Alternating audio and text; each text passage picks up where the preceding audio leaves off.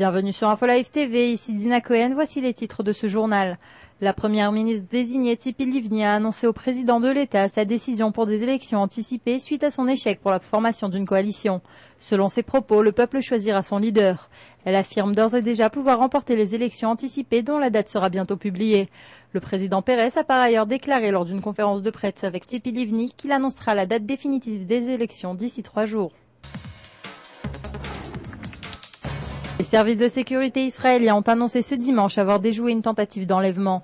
Il y a un mois, ils ont arrêté un habitant de Rafiar, Jamal Aboudouaba, âgé de 21 ans, qui se serait infiltré depuis l'Égypte à l'intérieur du territoire israélien en vue de kidnapper des soldats de Tsahal. Ils comptaient kidnapper les soldats à l'aide de somnifères et les emmener jusqu'à l'entrée d'un tunnel conduisant à Gaza.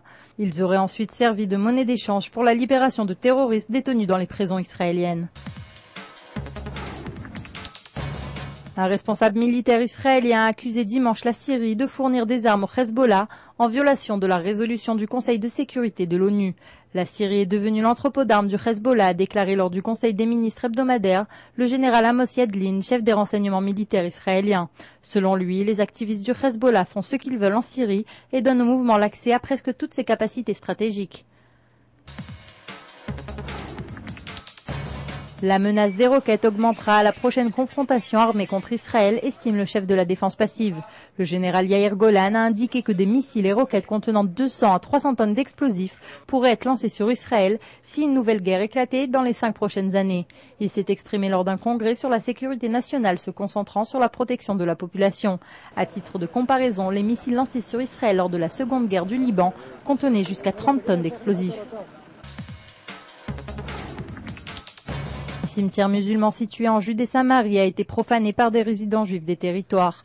Ces actes de vandalisme sont survenus après que Tsahal ait évacué plus tôt dans la journée un avant-poste établi illégalement dans la région.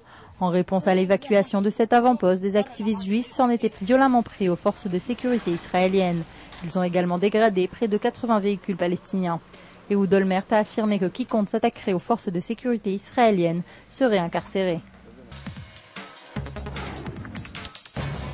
L'état de santé du président iranien Mahmoud Ahmadinejad se serait détérioré selon plusieurs sources à Téhéran.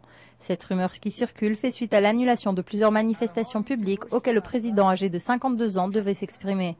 Un de ses proches conseillers, Amir Mansour Borghei, a toutefois réfuté cette information. Citant des sources proches du gouvernement, le site internet iranien Shahab a révélé par ailleurs que les médecins du président lui avaient récemment conseillé de réduire ses activités. C'est la fin de ce journal, merci de l'avoir suivi sur InfoLive TV, la première télévision israélienne qui diffuse en 4 langues depuis Jérusalem.